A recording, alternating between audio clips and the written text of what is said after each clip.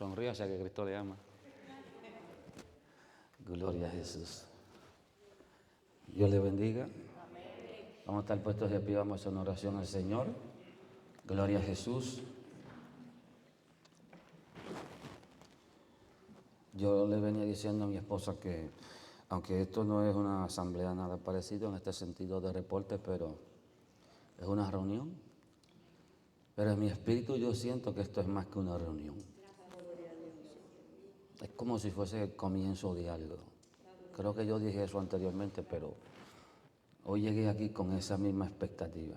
Vamos a orar. Padre, en el nombre de Jesús. Mira, y es hora aquí a Maisa. Te adoro, Jesús. Te adoro, Jesús.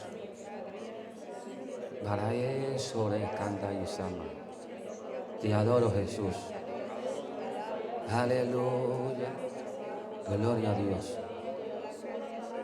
Gloria a Dios. Gloria a Dios. Gracias, Jesús. Gracias, Jesús.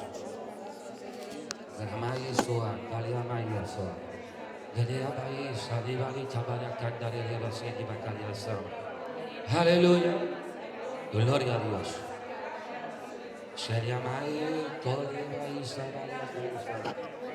Gracias, Jesús. Gracias, Jesús. Hágase tu voluntad, Señor, en el nombre de Jesús. Amén. Y amén, así sea. Gloria al Señor. Vamos a buscar la Biblia en 1 Corintios 15, 14. No pretendo en el día de hoy hacerle una predicación. Yo por lo menos no, pero hablaré algo antes de empezar. Gloria a Jesús. Estamos a 18 de diciembre del 2021. Gloria a Jesús. En la reunión de la iglesia, los líderes de la iglesia y de obreros, pero voy a leer 1 Corintios 15, 14. Solamente un versículo. Gloria a Jesús. ¿Lo tenemos ahí?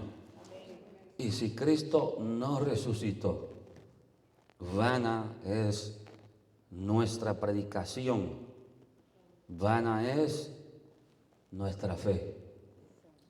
Si Cristo no resucitó, vana es nuestra predicación, vana es también vuestra fe. Gracias, Padre, en el nombre de Jesús. Amén y amén. Así sea. ¿Puede sentarse?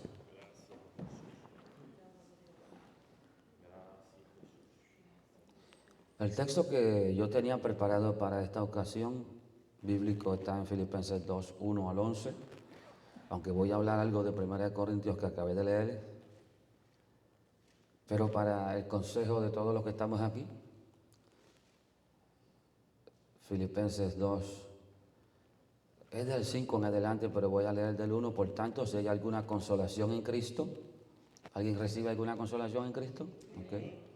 Si algún consuelo de amor, ¿alguien recibe algún consuelo de amor? Pablo dice, si hay esto, si alguna comunión del Espíritu, ¿sentimos alguna comunión del Espíritu?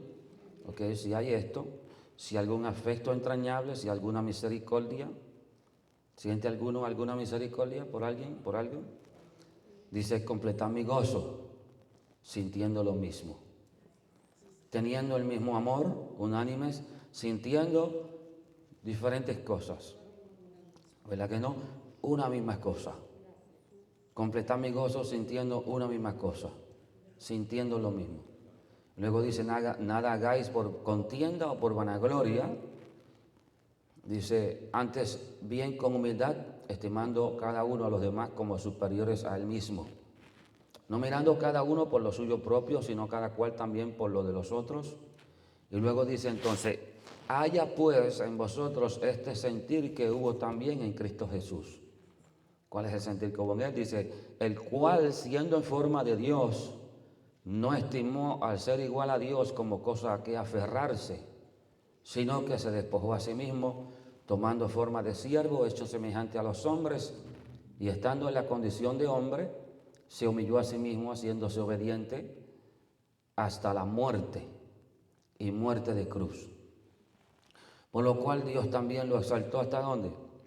Hasta lo sumo, y le dio un nombre que es sobre todo nombre, para que en el nombre de Jesús se doble toda rodilla de los que están en los cielos, en la tierra y debajo de la tierra, y toda lengua confiese que Jesucristo es el Señor, para gloria de Dios Padre. Quiero que considere ahí mismo, dice versículo 8, y estando en la condición de hombre, se humilló a sí mismo, haciéndose obediente hasta la muerte, y muerte de cruz. Se quedó ahí la obra de Jesús o el ejemplo de Jesús. Dice, por lo cual Dios también lo exaltó hasta lo sumo. ¿Cuándo ocurrió esa exaltación hasta lo sumo? Después que resucitó. Oiga bien lo que le estoy diciendo, antes de resucitar no hubo ninguna exaltación. Por eso Pablo dice en 1 Corintios, que le acabé de leer el texto arriba, si Cristo no resucitó, vana es nuestra predicación, vana es también nuestra fe. Voy a decirlo de esta forma, aunque usted sabe que el sacrificio es válido, amén. ¿Cuántos creen que el sacrificio de Cristo es válido? Pero lo que dice Pablo aquí es que si Cristo no resucitó, no es válido. Dice, si Cristo no resucitó, vana es nuestra predicación y vana es nuestra fe. O sea, nuestra fe no sirve, no nos va a salvar. Solo porque Cristo murió, no vamos a ser salvos, aunque tengamos fe en el sacrificio de Cristo. Si Cristo no resucitó, pero Cristo resucitó. Por lo tanto, el sacrificio de Cristo es válido. ¿Estamos entendiendo eso? Pero podemos decir que hasta la muerte de Cristo, si se hubiera quedado así y no hubiera resucitado, no hubiera habido perdón de pecados. Aunque Cristo dijo en la cruz, consumado es. Pero el fin de la victoria no estaba en la muerte. El fin de la victoria estaba en la resurrección. Lo que indica que Pablo dijo en una ocasión, si alguien conocimos en la carne, ya no lo conocemos así. Ahora lo conocemos ¿cómo? En espíritu. Pablo está diciendo también lo mismo que dijo en 1 Corintios 15:14. No bastaba con lo que Cristo hizo hasta la muerte en el cuerpo. Tenía que haber una manifestación del poder del Espíritu Santo que levantara a Jesús entre los muertos. Entonces sí, que es válido el conocimiento de Cristo. Lo que indica que Pedro, con conocerlo a Jesús personalmente, si no lo hubiera conocido en el Espíritu, no lo hubiera conocido nunca. Porque si a alguien conocimos en la carne, a nosotros no nos atañe eso, porque ninguno de nosotros conocemos a Cristo en la carne, pero Pablo está hablando con algunos de los discípulos que están allí, que conocieron a Cristo en la carne. Se le está diciendo, si alguno conocimos a Cristo en la carne, ya no lo conocemos así. Ese conocimiento no es válido, esa experiencia no te salva. Necesitamos entonces la experiencia del Espíritu Santo. En Filipenses Pablo dice que él estimó todo por basura para ver si podía conocer a Cristo y conocerle en el poder de la resurrección. Que sin resurrección, hermano, el sacrificio de Cristo no nos beneficia a ninguno de nosotros. Entonces, la Biblia dice en Filipenses 2 que nosotros sigamos este ejemplo que nos dio Cristo Jesús, el cual siendo en forma de Dios no estimó ser igual a Dios como cosa que aferrarse, sino que se despojó a sí mismo tomando forma de siervo y estando en la condición de hombre se humilló a sí mismo, siendo obediente hasta la muerte y muerte de cruz. Pero el texto dice, por lo cual Dios lo exaltó hasta lo sumo. Que el final de la victoria es por lo cual Dios lo exaltó hasta lo sumo. Y le dio un nombre, que sobre todo nombre, para que todo aquel que creyere, ¿no? De lo que está en el cielo, abajo, sea salvo, tenga bendición. Una vez más, Pablo está reintegrando el mismo pensamiento, diciendo, no bastaba con el sacrificio, pero sigamos este ejemplo que Cristo Jesús nos dio, que estando en forma de Dios se humilló, se metió en un cuerpo humano para sufrir el pecado del hombre. Podemos entender que eso es lo que está diciendo, ¿no? En la muerte, ¿no? En la muerte Jesús experimentó la carga del pecado del hombre. ¿Se quedó ahí? No. Todavía hasta que Cristo no fue resucitado, Jesús estuvo sufriendo la condición de pecador. Y yo se lo voy a mostrar en el Salmo 22. Para que usted vea algo, porque nosotros recibimos por la fe la justificación, porque nosotros no somos justos, ¿verdad que no? Si yo le digo a usted no es un justo, usted dice, pastor, déjeme orar para crecer en fe, para creer eso. ¿Verdad que no? Usted inmediatamente dice, yo soy un pecador, eso lo sé yo, que soy un pecador. Porque usted ha experimentado ¿qué? Pecado, ¿no? ¿Yo tengo que convencerle a usted que usted es un pecador? No. No necesita fe para eso. Usted, su propia condición le indica que usted es un pecador. Usted no necesita fe para creer eso. Usted sabe lo que es estar en pecado. Por nosotros necesitamos fe para aceptar que somos justos por medio de Jesús, porque nosotros somos pecadores. Ahora, ¿cómo Jesús aceptó ser un pecador si Él nunca pecó? Es la misma experiencia, lo que pasa es que es al revés. La nuestra es que nunca hemos sido justos, siempre hemos sido pecadores. Ahora tenemos que aceptar la realidad de que Dios nos ve como justos y no como pecadores. Y eso solamente lo hemos tenido que aceptar por la fe, porque de otra manera no lo podemos entender. Entonces, ¿cómo Jesús aceptó la idea de que Él es un pecador? Porque le fue tomado todos los pecados del hombre puestos sobre Él. Y Él tuvo que aceptar eso. Porque si Él no lo acepta y solamente va allí y muere y no acepta el pecado del hombre, el sacrificio no sirve. Así como la justificación mía no sirve si yo no hago de corazón creer que soy justificado, tampoco si Cristo hubiera ido allí simplemente como Dios y no como hombre y no hubiese aceptado el pecado del hombre, el sacrificio no servía. El sacrificio solamente sirve si se hacen las cosas de corazón. Cristo aceptó de corazón, por la fe, ser un pecador. Cuando digo ser un pecador, no es que era un pecador, aceptar los pecados nuestros y aceptar que Dios lo viera a Él como un pecador. Y el problema grande del sufrimiento de Cristo no estaba en la muerte. Cuando llegó a Getsemaní, dijo, Padre, si es posible, pasa de mí esta copa. Él no estaba hablando de la muerte. Y nosotros sabemos que estaba hablando de la muerte, porque de la única forma que podía llegar a probarle a Dios y a los hombres que había aceptado los pecados del hombre, era que permitiera que lo trataran como un pecador. Por eso se dejó bofetear, se dejó clavar. Cuando él pudo pedir ángeles y todos ellos le libraban a un segundo, porque los ángeles estaban al mandato de él. Cuando Pedro cortó la oreja o sacó allí la defensa, él dijo, no, espérate, si yo ahora mismo pido ángeles y vienen para acá abajo. Entonces él renunció a eso, aceptó la carga de un pecador, el pecado del hombre, pero lo que aceptó detrás de eso fue, ¿qué fue lo que ocurrió cuando el hombre pecó en el huerto? Inmediatamente hubo una separación entre Dios y el hombre. Y si Jesús tenía que aceptar el pecado del hombre, tenía que aceptar también ¿qué? El resultado del pecado. Número uno, la separación. Primeramente la separación y después la muerte. Y te voy a decir por qué. Porque Dios le dijo al hombre, el día que comas de este árbol te vas a morir. Pero cuando el hombre comió no se murió físicamente. Se murió espiritualmente. Por lo tanto, ¿qué pasó? Hubo una separación. El pecado lo llevó a la muerte, pero antes de que muriese, murió a los 900 años y pico, antes de que muriese, aunque sabemos que murió espiritualmente, ocurrió esa separación. Y Jesús tuvo que pasar exactamente por lo mismo. Si era que Él iba a tomar el lugar de nosotros, tenía que pasar por el lugar de un pecador. ¿Y dónde van? ¿A dónde van los que mueren en pecado? Al infierno. ¿No fue Jesús al infierno? Sí. Nótese esto. Pensamos que Jesús fue al infierno solamente para predicarle a los que estaban allí que Él era la puerta que vino a salvar. Según dice la Biblia en el libro de Pedro, que aquella generación del tiempo de Noé dice que les predicó a los muertos, ¿no?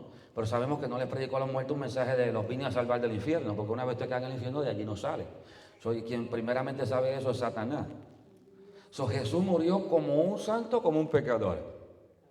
Como un pecador. ¿Ante los ojos de quién? De los hombres. ¿Y ante los ojos de quién?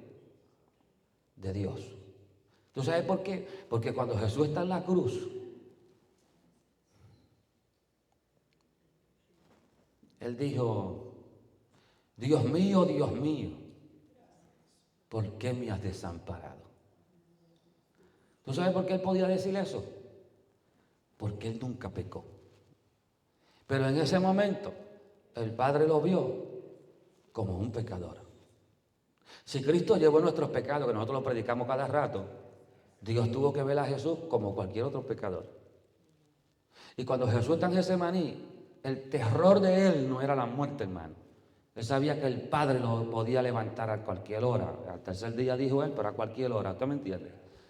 El terror de Él era experimentar la separación que produce el pecado. Y no cualquier separación. Porque si usted está en pecado, si alguien está en pecado, está vivo, decimos que todavía hay ¿qué? Hay esperanza. Pero no. El problema es que Jesús murió como un pecador. Acuérdense que Jesús nunca pecó. Estoy trayéndole esto para efecto de que usted entienda.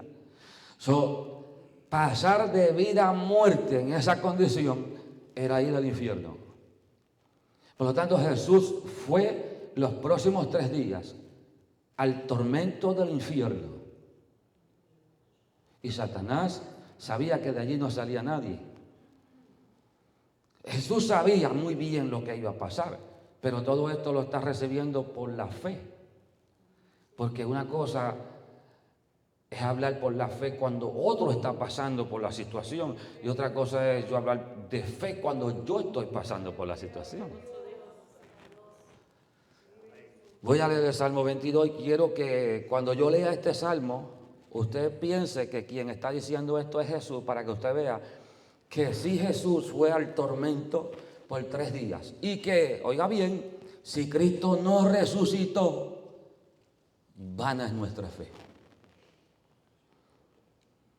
Quiere decir que hasta el 3er día que Jesús estuvo muerto, si el Padre no lo hubiese resucitado, hubiera sido en vano. Vana nuestra fe, dice Pablo. Porque todo ese tiempo fue un transcurso de trato como un pecador. Y Jesús sufrió en el infierno el tormento de ser apartado del Padre. Empezó en la cruz. Y oiga esta oración que hace David, no es otra cosa sino que la hace Jesús en la cruz. Y Jesús experimentó en la cruz la separación de Dios, el Padre, con él. Dios mío, ¿por qué me has desamparado? ¿Por qué estás tan lejos de ayudarme y de las palabras de mi gemido? Es una pregunta que él la puede hacer porque él nunca pecó. Pero dice, Dios mío, clamo de día, pero tú no respondes. Y de noche, pero no encuentro descanso ni tranquilidad. Cuando usted que de noche y de día clama, ya se está hablando más de un día, ¿no? Está hablando más de un día, más de una noche. Acuérdense que esto lo habló David, pero esto es proféticamente hablando de Cristo. Esta oración Jesús la está haciendo en la cruz y es parte del clamor que hay en él en los 3 días, porque él está allí por la fe. ¿Usted sabe, entiende eso, que lo que yo le dije, que él está allí por la fe? Usted sabe que usted tiene promesa de que Dios lo sane, pero eso es por la fe. Usted sigue enfermo por cuánto tiempo, pero usted sigue creyendo por la fe. Eso es una batalla, eso es un conflicto. Jesús está allí por la fe creyendo, ciertamente creyendo que el Padre lo va a sacar de allí, pero está allí por 3 días. ¿Qué hace él? Esta oración. Esta es la oración, por eso dice, Dios mío, clamo de día, pero tú no respondes, y de noche, pero no encuentro descanso ni tranquilidad.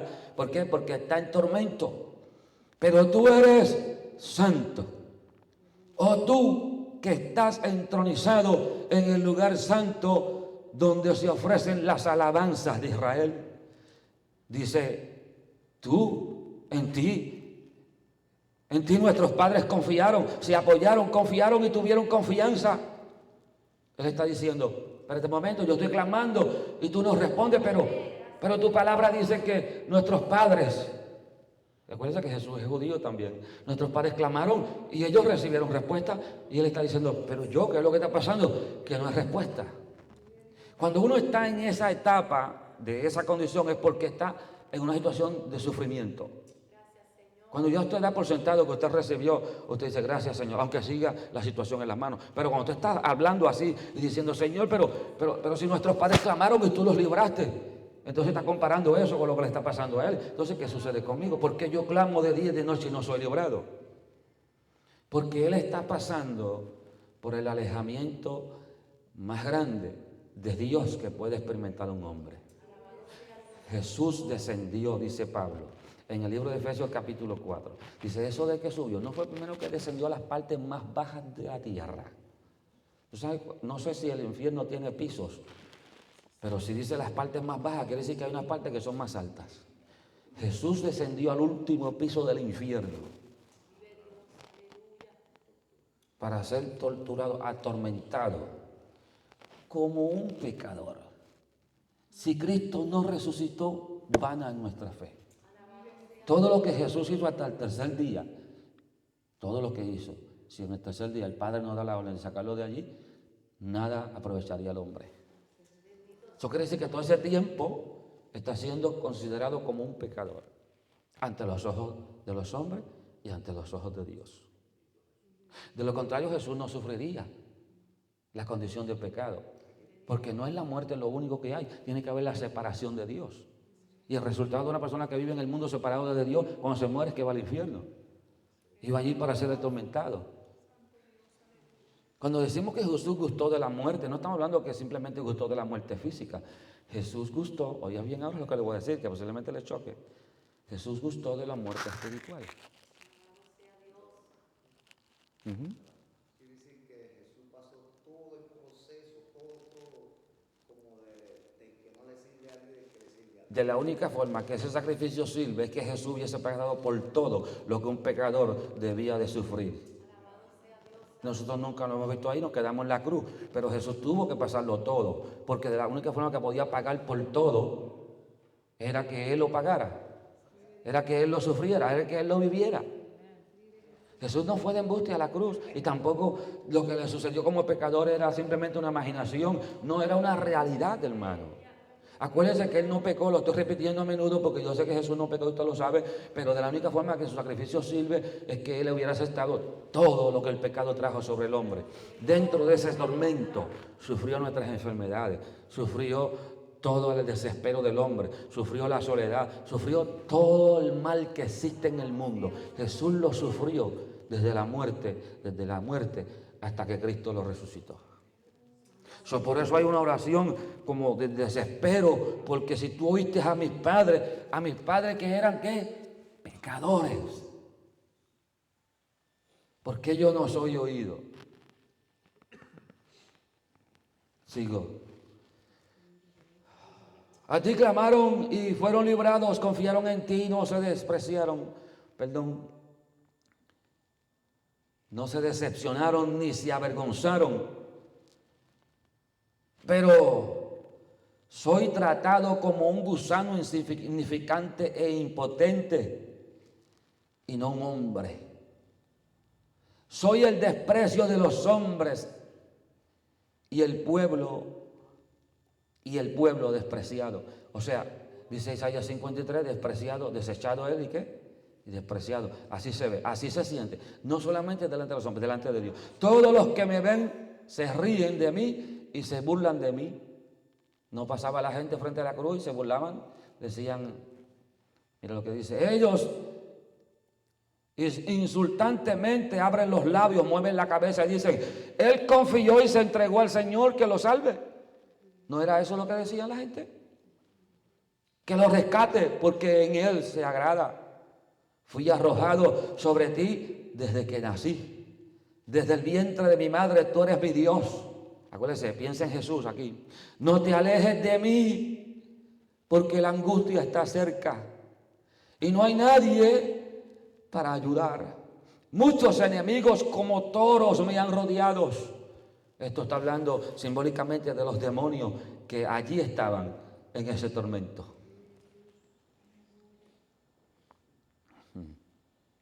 Me han cercado toros fuertes de Basán.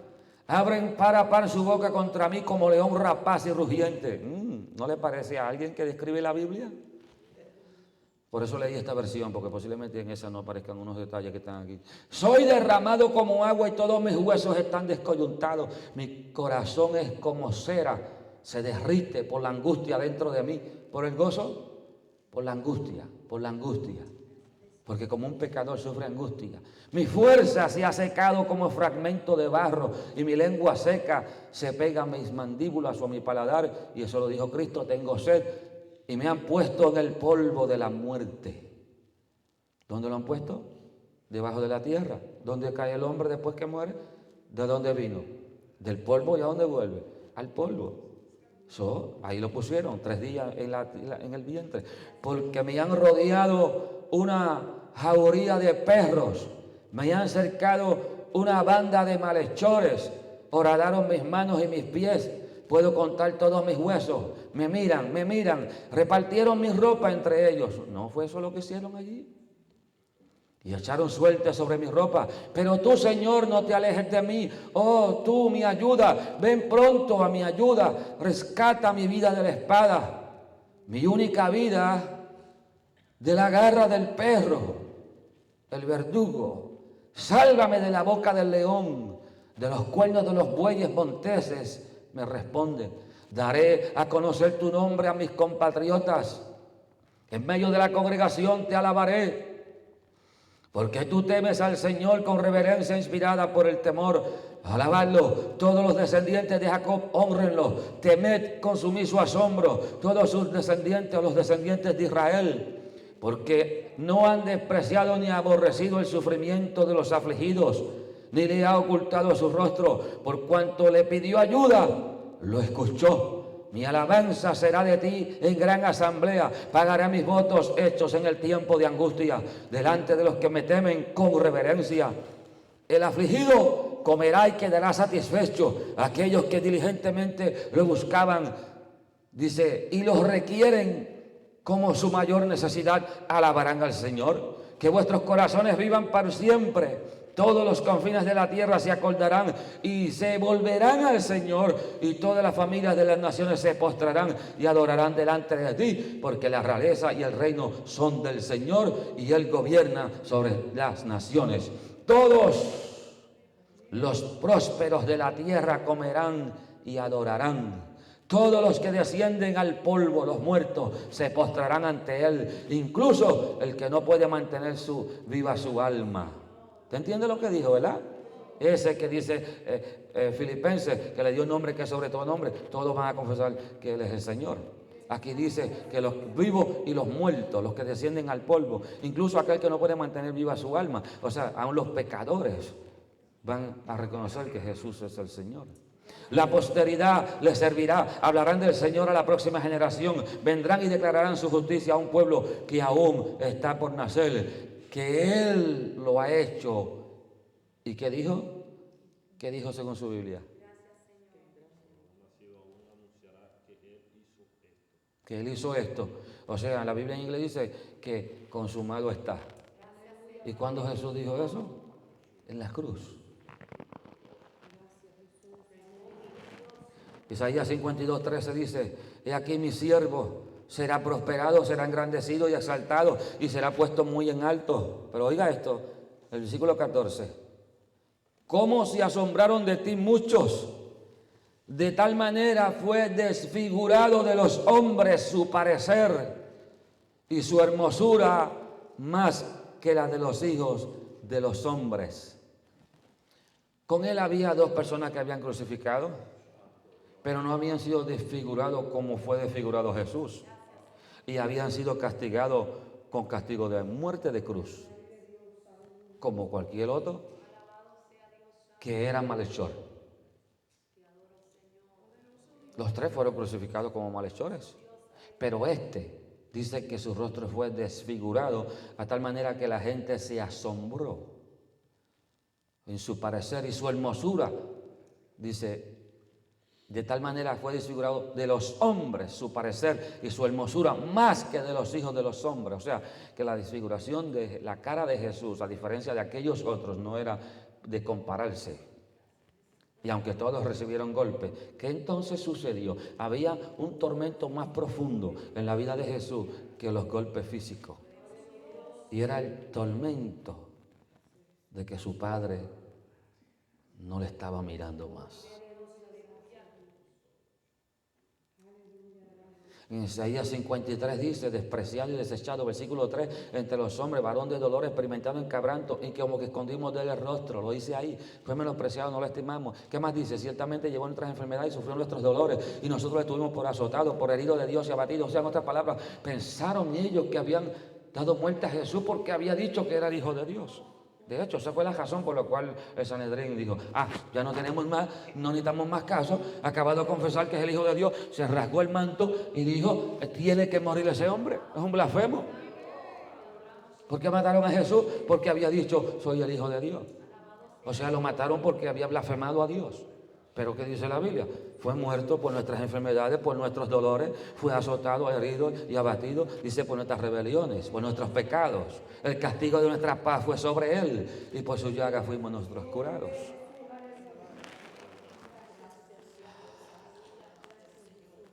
¿Qué estoy diciendo? Filipenses dice, haya pues en vosotros este sentir que hubo también en Cristo Jesús, el cual siendo en forma de Dios no estimó ser igual a Dios como cosa que referrarse, sino que se despojó. Dice que consideremos a los demás mayores que a nosotros.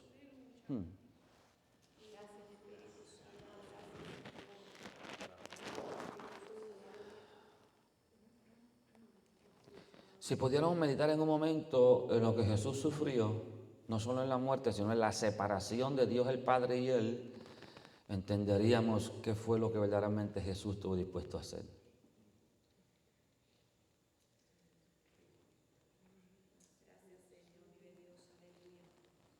Toda la eternidad el Padre y el Hijo estuvieron juntos. De momento el Padre le pide al Hijo que vaya a morir por la humanidad. No se lo impone. Y Él lo mira. Pero no lo mira como lo miramos nosotros. Dice que mirando el gozo puesto delante de Él, dice Isaías 53.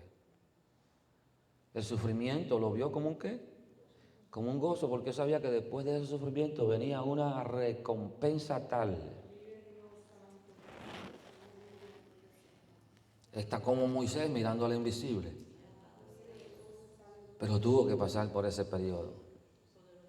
Tuvo que gritar como un pecador. Jesús tuvo que gritar como un pecador y sufrir como un pecador. Yo le voy a decir esto, lo puede tomar o lo puede botar al zafacón, porque no está en la Biblia en este sentido. El hombre que yo le dije a usted que fue al cielo y tuvo la experiencia de estar en el trono sentado y que se iba a mover porque estaba recibiendo Jesús alabanza, él dice que Jesús le confesó a él que cuando estuvo en el vientre de la tierra, su oración al Padre era este salmo. Día y noche le recitaba este salmo al Padre. Para su fe, su fortaleza y su confianza. Eso le dijo. Jesús fue tan bíblico que cuando enfrentó a Satanás ni siquiera le dijo, yo te digo ahora mismo que con estos 40 días de ayuno te parto la cara, diablo. No, dijo, escrito está. Y aún en su sufrimiento de muerte, se fue a lo que había aprendido. Acuérdense que Jesús sabía el Torá. Comenzó a citar la palabra inspirada de Dios que salió de la boca de Dios. No fue eso lo que él hizo todo el tiempo que estuvo en la tierra. Cuando él dijo, yo no hablo nada que el Padre no me dé, todo lo que yo hablo porque el Padre me dice que lo diga. Y en su aflicción, en vez de decir otra cosa, recitaba el Salmo 22 continuamente para apoyarse en su Dios. Porque Jesús en la tierra era un hombre y murió como hombre. Por eso Pablo dice, el Dios y Padre de nuestro Señor Jesucristo. Te dice, pero si Dios es el Padre es Dios, Jesús es Dios, ¿por qué entonces el Dios y Padre de nuestro Señor Jesucristo? Porque Jesús es judío y el Dios de los judíos es Jehová. Y él está hablando de Jesús, hombre que vino a la tierra.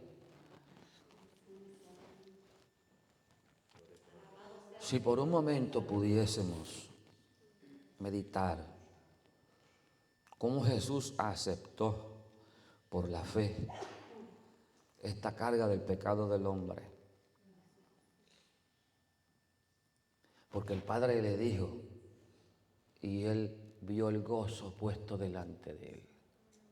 ¿Tú sabes lo que vio? Nos vio a todos nosotros salvos. Eso fue lo que vio. Eso fue lo que vio. Nos vio a todos salvos. Íbamos, dice que nos descarriamos todos como ovejas, íbamos rumbo al infierno. Y él dijo, Padre, yo tomo ese lugar. Yo voy a ir rumbo ¿a dónde? Al infierno. ¿Y a dónde fue? Al infierno, a las partes más bajas de la tierra. Yo tomo su lugar. Si lo toma hasta la muerte nada más, Pablo dijo, si Cristo no resucitó, vana es nuestra fe. Pero tú sabes lo que pasó al tercer día. La voz del Padre desde arriba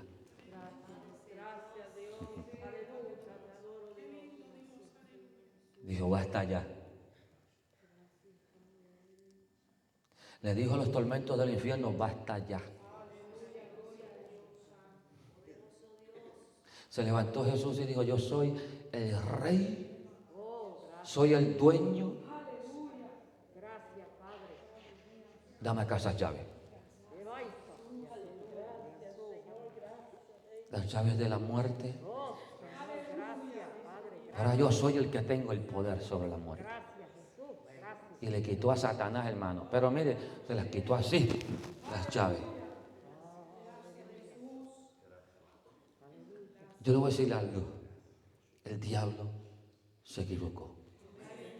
Yo llegué aquí y dije desde que llegué, esto es una reunión, pero esto no es una reunión. Esto es un comienzo de algo. Donde el paracase, que en Baraíso, Baraya, Salito Baraya Sama.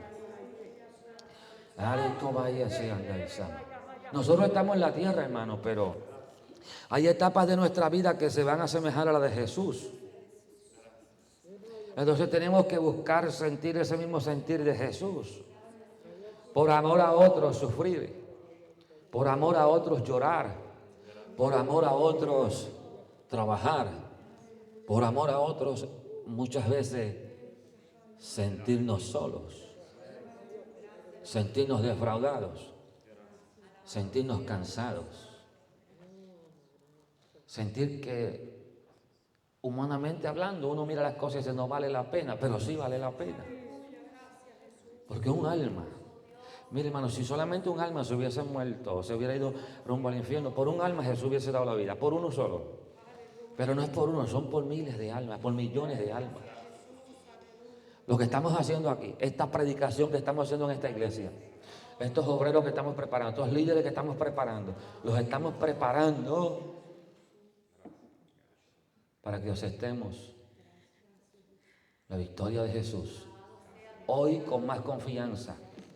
Jesús aceptó nuestro sufrimiento por la fe. Hoy vamos a aceptar el poder de la resurrección. Ahora Dios cuando nos mira a través de Jesús y lo único que ve es la justicia de Jesús. Nos ve amarrados con Cristo Jesús. No se le haga difícil creer eso, porque Jesús aceptó tener parte con el pecado aunque nunca lo tuvo.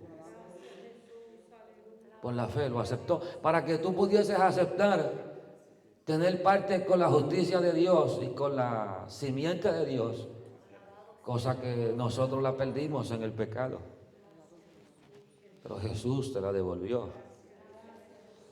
Que no se nos haga difícil creer que estamos justificados, porque Jesús aceptó la condenación tuya y mía por la fe. Y la prueba la tenemos en que Jesús resucitó. Si funcionó para Jesús aceptar la carga del pecado nuestra, entonces tiene que funcionar para nosotros aceptar por la fe la justicia de Jesús. ¿Funciona o no funciona?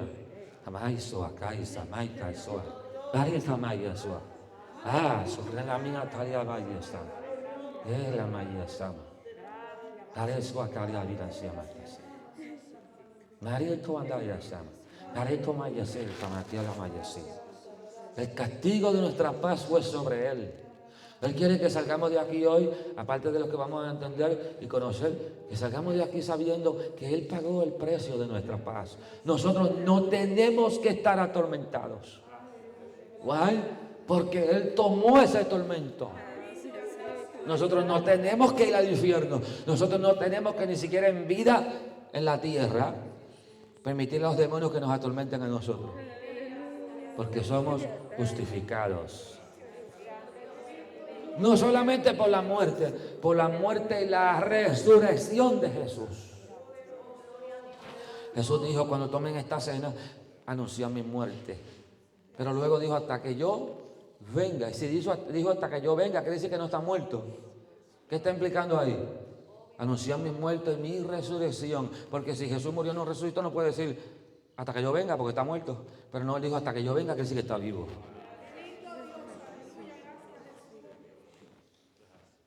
Llévese esto, medite en ello y acepte de una vez y por todas que usted está limpio por la sangre.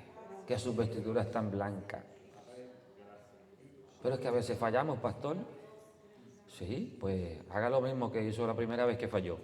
Arrepiéntase y acepte el sacrificio de Jesús. Padre, te doy gracias. Por falta de palabras, quizás no puedo explicar la profundidad de lo que estamos hablando, pero hay un lenguaje que todos los espíritus de los hombres entienden, y ese es el lenguaje del Espíritu Santo. Y lo que yo no puedo hacer, Padre, tu Espíritu Santo lo puede hacer en este lugar, en esta tarde. Gracias, porque yo reconozco que tengo limitaciones, pero yo sé que no hay limitaciones para ti, Espíritu Santo. A unos les has hablado de una forma o de una manera, o les has dado a entender algunas cosas en una dirección y a otros en otra dirección, porque eres tú, Espíritu Santo, el único que conoce los corazones y que conoces por qué era necesario que hoy hablase esto, Padre. Yo te doy gracias por Jesús. Gracias por la muerte de Jesús. Pero gracias por la resurrección de Jesús. Gracias. Gracias. Porque tú honraste a tu Hijo. Yo sé que tú también nos vas a honrar a nosotros si nosotros aceptamos por la fe lo que Jesús hizo. Jesús aceptó por la fe la condenación nuestra para que tú le exaltases. Ahora nosotros aceptamos por la fe la justificación nuestra para que también seamos exaltados juntamente con Cristo Jesús. Que todo lo que hagamos de palabra o de hecho, lo hagamos de corazón, sabiendo que lo hacemos para ti, Señor. Gracias, en el nombre de Jesús. Amén y amén, así sea. Dios le bendiga, amén. Aleluya, bendito sea el Señor. Pero una reunión se tiene que convertir en esto. Yo no sé, hermano, yo estoy en otro lugar. Estoy organizando, tenemos que organizar, tenemos que hablar unas cuantas cosas, pero estoy en el Espíritu en otro sitio, recibiendo cosas del cielo, mientras seguimos trabajando, amén. Así que déjeme detener esto aquí porque la reunión no la vamos a grabar. Gloria a Jesús. Aleluya.